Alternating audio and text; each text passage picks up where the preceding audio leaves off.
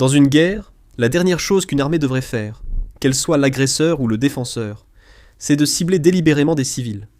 Mais la Russie ne se soucie pas des règles modernes de la guerre. Tout ce qui importe pour elle, et surtout pour Vladimir Poutine, c'est d'infliger le plus de dégâts possible à l'Ukraine, peu importe qui ou quoi en est la victime.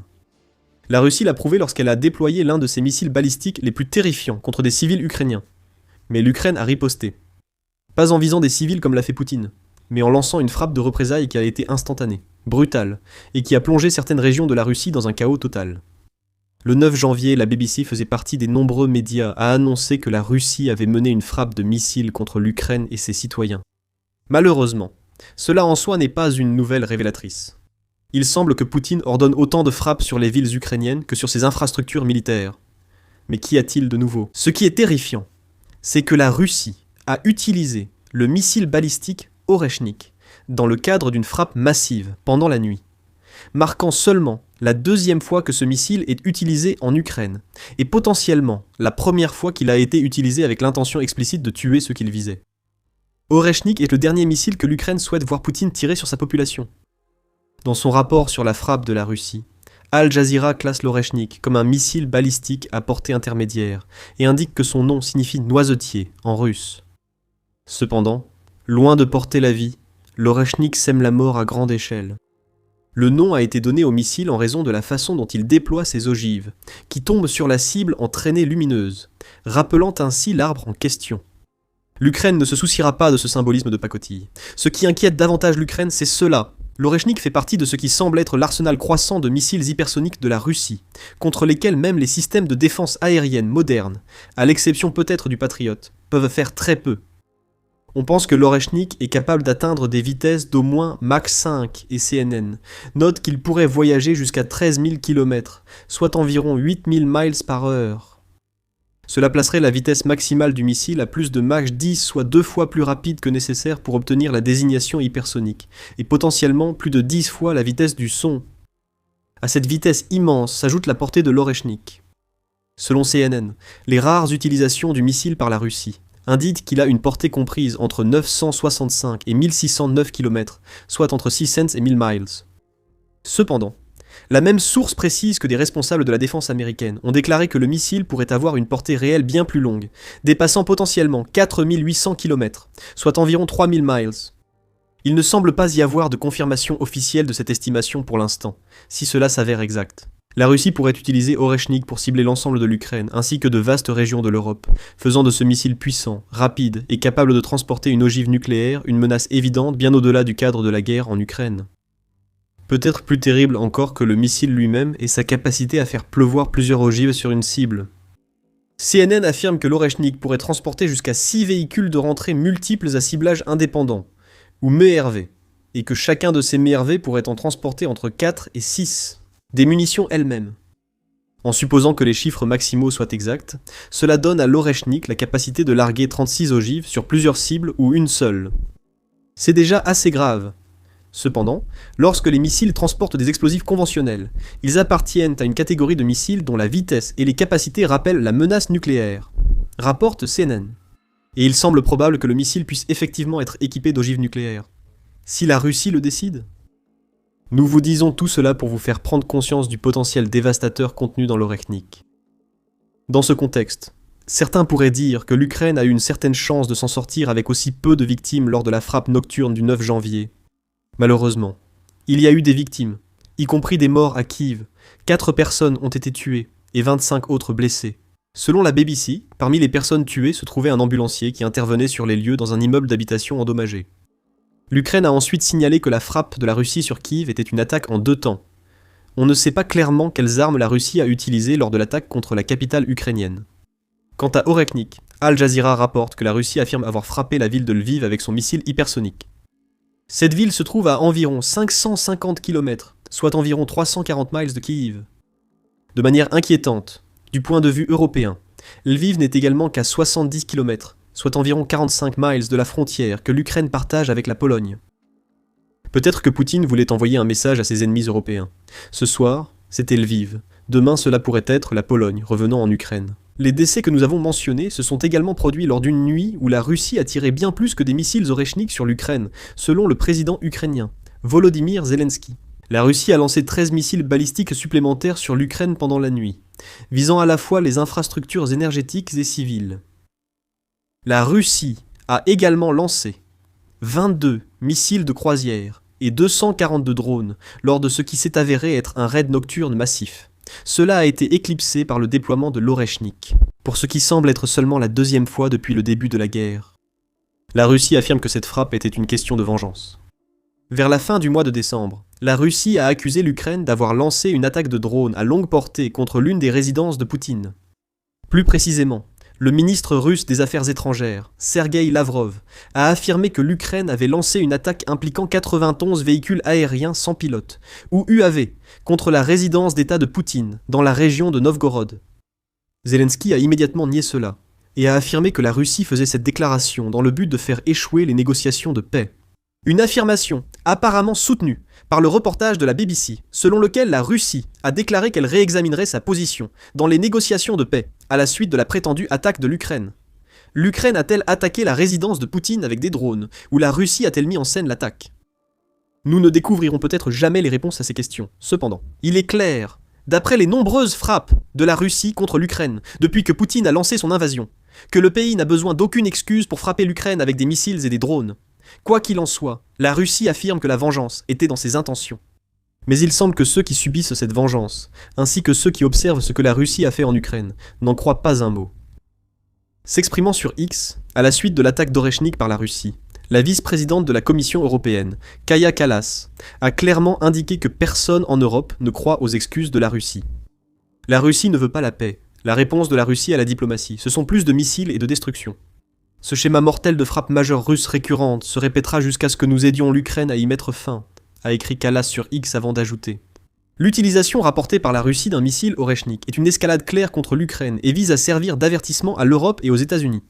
Les propos de Kallas font écho à ceux du ministre ukrainien des Affaires étrangères, Andrei Sybiha, qui a déclaré « Une telle frappe près de la frontière de l'UE et de l'OTAN constitue une grave menace pour la sécurité du continent européen et un test pour la communauté transatlantique. » Sabir a ajouté que le président russe a provoqué cette réaction à cause de ses propres hallucinations, en faisant référence à la prétendue attaque de l'Ukraine contre la résidence de Poutine. Cela s'est peut-être produit, ou pas. Nous avons mentionné plus tôt que la frappe d'Oreshnik par la Russie était la deuxième utilisation confirmée du missile sur le territoire ukrainien. La première a eu lieu en novembre 2024, à la suite de l'autorisation accordée par l'ancien président américain Joe Biden à l'Ukraine d'utiliser des missiles ATACMS, fabriqués aux États-Unis contre des cibles sélectionnées à l'intérieur de la Russie. À l'époque, la Russie affirmait avoir frappé une installation militaire ukrainienne, Oreshnik, ayant peut-être voulu que l'attaque serve d'avertissement, indiquant qu'il y en aurait d'autres, si les États-Unis ne retiraient pas l'autorisation qu'ils venaient d'accorder à l'Ukraine. Cependant, selon Al Jazeera, ce premier Oreshnik était équipé d'ogives factices, d'après des sources ukrainiennes. Peut-être que la frappe de novembre 2024 était destinée à servir de test. L'attaque de la Russie du 9 janvier pourrait signifier qu'elle est prête à utiliser davantage de missiles Oreshnik à l'avenir. Ce qui est particulièrement inquiétant, car la Russie aurait déployé des missiles Oreshnik en Biélorussie le 30 décembre 2025. Depuis cette position, la Russie pourrait viser pratiquement n'importe quel endroit en Ukraine, et pourrait également atteindre plusieurs cibles européennes. Cela dépend de laquelle des portées que nous avons mentionnées plus tôt est exacte. L'Ukraine aurait pu, à juste titre, prendre le temps d'absorber et de se remettre de l'attaque combinée de missiles balistiques, de missiles de croisière et de drones Oreshnik lancés par la Russie le 9 janvier. Mais ce n'est pas la façon de faire de l'Ukraine. La Russie a peut-être affirmé que son attaque Oreshnik était une forme de vengeance, mais la perte de nouveaux civils signifiait que l'Ukraine avait bien plus de raisons de lancer une contre-attaque puissante. Et le 10 janvier, le Kyiv Post et l'état-major général de l'Ukraine ont rapporté que l'Ukraine avait fait exactement cela. À cette date, l'état-major général a utilisé Telegram pour annoncer que l'Ukraine avait visé une autre installation pétrolière de la Russie. Apparemment, en représailles à la frappe de la Russie contre Kiev et Lviv la nuit précédente, dans le cadre de mesures visant à réduire les capacités offensives de l'agresseur russe.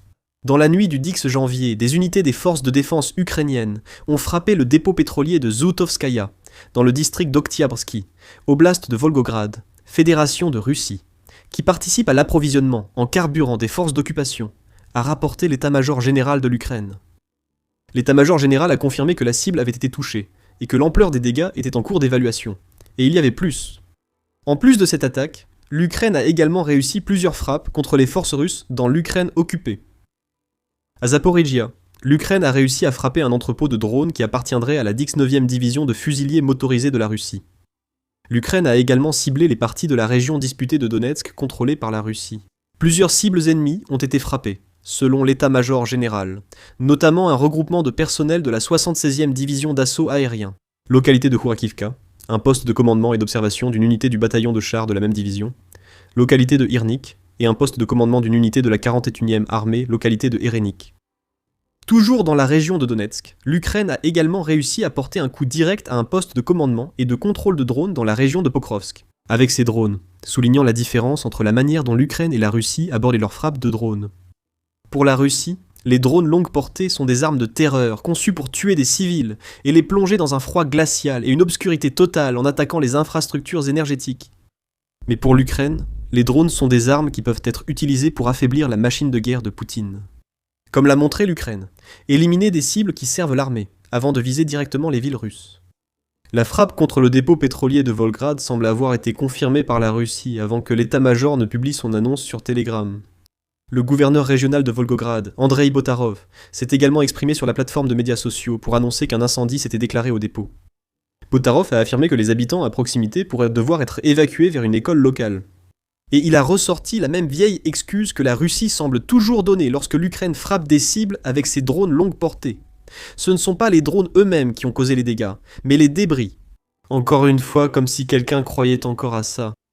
Le Kiev Post ajoute que l'Ukraine aurait également tenté de viser une raffinerie de pétrole dans la région de Krasnodar, mais l'état-major général n'a pas encore confirmé ni démenti cette attaque. Des alertes aux missiles et aux drones ont retenti dans la région, rapporte le Kiev Post, citant des chaînes Telegram russes comme source de ces affirmations. Cependant, l'absence de confirmation de l'état-major général suggère que l'Ukraine n'a pas atteint sa cible, qui aurait probablement été la raffinerie de Slaviansk-sur-Kouban, cette fois-ci. Et il y avait une autre région, une de plus, que l'Ukraine a visée lors de sa frappe de représailles brutale.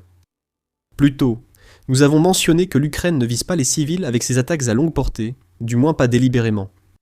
Et même si c'est vrai, l'Ukraine s'habitue de plus en plus à l'idée de ramener la douleur de la guerre que Poutine a commencée au peuple russe, avec certaines frappes qui rappellent à la stratégie brutale que la Russie a employée contre l'Ukraine pendant l'hiver.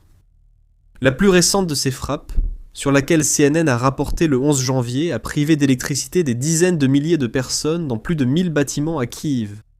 Cela doit laisser de nombreux Ukrainiens sans chauffage, à un moment où le temps dans le pays est glacial, avec des températures atteignant moins 10 degrés Celsius ou 14 degrés Fahrenheit pendant la journée.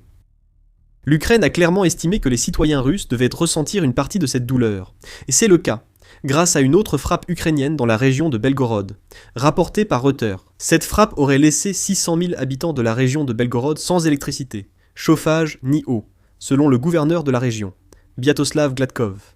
Le même gouverneur a affirmé que des travaux étaient en cours pour rétablir les services perdus, mais il est clair qu'il s'agissait là d'une nouvelle vengeance ukrainienne. Plus d'un tiers de la population d'avant-guerre de Belgorod, qui comptait 15 millions d'habitants, ressent désormais la douleur que la Russie inflige aux civils ukrainiens, constamment, avec des frappes qui, selon Reuters, provoquent des coupures de courant quotidiennes en cascade. En plus des problèmes de chauffage que nous avons mentionnés plus tôt, dans ce cas, ce qui est bon pour l'Oie semble avoir suffi pour le jar. Cependant, cela ne change pas le fait que l'Ukraine frappe principalement des cibles militaires à l'intérieur de la Russie, et qu'elle le fait parce que la Russie continue de tuer des civils ukrainiens. L'attaque du 9 janvier à Oreshnik, ainsi que d'autres frappes de missiles et de drones, était loin d'être un incident isolé, et a fait 4 civils ukrainiens morts. Aussi tragiques que soient ces morts, elles pâlissent en comparaison de la mort et de la destruction massive que la Russie a infligées au peuple ukrainien pendant près de 4 ans de guerre. Le nombre de civils ukrainiens tués s'élève désormais à plusieurs dizaines de milliers. À ce stade, toute frappe ukrainienne contre une cible russe pourrait être considérée comme un acte de vengeance justifié, selon Statista. Le Bureau du Haut Commissariat des Nations Unies aux droits de l'homme, ou HCDH, a révélé l'ampleur des pertes civiles en Ukraine. Depuis le jour où Poutine a lancé son invasion à grande échelle jusqu'au 31 juillet 2025, les pertes confirmées par le HCDH incluent 13 883 civils ukrainiens tués pendant cette période, dont 726 enfants. Aussi, 35 548 civils blessés, dont 2234 enfants. Comme ce sont des chiffres anciens, vous pouvez imaginer que les nombres ont encore augmenté depuis le 31 juillet 2025. En fait, les chiffres dont nous disposons ne sont peut-être même pas totalement exacts. C'est selon un article du 11 août 2025 dans le Kiev indépendant, qui porte un titre affirmant que le monde a sous-estimé la situation. Combien de civils la Russie a-t-elle tué depuis que Poutine a lancé son invasion ? L'article mentionne le chiffre officiel du HCDH, qui faisait état d'environ 13 000 civils tués au moment de sa rédaction. Cependant, il précise que ce chiffre ne concerne que les décès qui ont été doublement confirmés. Le Kiev indépendant ajoutant que même le HCDH estime que le nombre réel pourrait être plus élevé. Mariupol à elle seule aurait pu enregistrer plus de morts que ce que le HCDH rapporte pour l'ensemble de l'Ukraine. Prenons Mariupol comme exemple. Avant la guerre, près de 450 000 personnes y vivaient. Après des mois d'encerclement et de bombardements, en 2022, les responsables municipaux estimaient que 25 000 à 75 000 civils avaient été tués. Le Kiev indépendant parle de l'une des premières villes ciblées par les envahisseurs de Poutine. Si ces estimations sont exactes, il n'est pas impossible que la Russie ait tué 100 000 civils ukrainiens, ou plus au total. Surtout que Mariupol est tombé aux mains de la Russie en mai 2022, il y a bien plus de 3 ans et demi. Le potentiel pour que le nombre de morts civils ukrainiens ait atteint un chiffre aussi élevé n'est certainement pas exagéré. D'autant plus que la Russie semble avoir intensifié ses frappes contre la population ukrainienne au quotidien. En novembre 2025, les Nations Unies, ou ONU, ont rapporté que les pertes civiles au cours des 10 premiers mois de 2025 étaient nettement plus élevées que celles enregistrées pendant toute l'année 2024. Encore une fois, il s'agirait de pertes confirmées, l'ONU précisant que 2024 a compté 9112 pertes civiles ukrainiennes confirmées, tandis que pour les 10 premiers mois de 2025, le chiffre était de 12 062. Et il a probablement continué d'augmenter alors que la Russie frappait les villes et les infrastructures énergétiques de l'Ukraine avec des missiles et des drones. Rien qu'en octobre 2025, l'ONU a confirmé la mort de 148 civils, ainsi que 929 blessés supplémentaires. Ces morts ne sont pas des accidents. Il ne s'agit pas de la Russie qui tente de frapper des cibles militaires et finit par toucher des civils. Non, la Russie s'engage dans une stratégie de frappe contre les villes ukrainiennes, dans l'espoir de tuer des civils, ce qui est loin d'être des accidents. Ces morts de civils font toute partie du plan visant à créer une telle terreur parmi la population ukrainienne, qu'elle suppliera son gouvernement et son armée d'arrêter de se battre. Du moins, c'est ainsi que cela est censé se passer dans l'esprit de Poutine, et cette campagne de terreur ne fera qu'empirer. Nous venons de le voir avec une frappe russe qui a tué 4 personnes, en a blessé 25, et comprenait la deuxième utilisation confirmée de l'Oreshnik sur le territoire ukrainien. L'Ukraine a fait payer la Russie pour ce sang versé par la perte de nouveaux équipements militaires. Mais ce que l'Ukraine a vu le 9 janvier était une conséquence naturelle de ce que GR Ukraine rapporte comme une série de nouvelles tactiques de terreur adoptées par la Russie. Le média a partagé un message Telegram publié par le compte en langue russe de Bild, qui affirme que la Russie a adopté une nouvelle tactique dans ses frappes contre l'Ukraine pour la première fois, en ciblant des installations auparavant considérées comme intouchables en raison de leur rôle clé dans le soutien à la vie de millions de personnes. Ces installations comprennent l'infrastructure ferroviaire, que la Russie essayait peut-être auparavant de préserver, en vue d'une utilisation militaire future, et la logistique médicale de l'Ukraine. Bill note une attaque antérieure contre Lviv au cours de laquelle un entrepôt a été détruit, laissant 600 établissements médicaux sans les fournitures indispensables. Ajoutez à cela les frappes constantes contre l'infrastructure énergétique de l'Ukraine, que Zelensky a qualifiée de terreur russe, consciente et cynique contre le peuple le 11 janvier. Et vous avez une idée de ce que Poutine réserve à l'Ukraine alors qu'elle refuse de céder à sa pression. Avec ses frappes de représailles du 10 janvier, l'Ukraine a montré qu'elle n'a aucune intention de céder. Elle riposte. Et les cibles qu'elle détruit en réponse aux attaques russes contre les civils font toute partie d'une énorme machine qui est en train d'être ralentie. Chaque fois que les drones ukrainiens prennent leur envol, les dirigeants russes sont des criminels de guerre pour ce qu'ils font en Ukraine. Et Poutine est le premier d'entre eux. Bien que l'Ukraine n'ait pas réussi à éliminer le principal criminel de guerre russe, elle a réussi à en éliminer d'autres. Les criminels de guerre russes pensaient être en sécurité jusqu'à ce que l'Ukraine les traque, comme vous le découvrirez dans notre vidéo. Et si vous avez apprécié cette vidéo, n'oubliez pas de vous abonner à The Military Show pour plus de reportages sur la bataille aérienne entre la Russie et l'Ukraine. Et merci comme toujours de nous avoir regardés.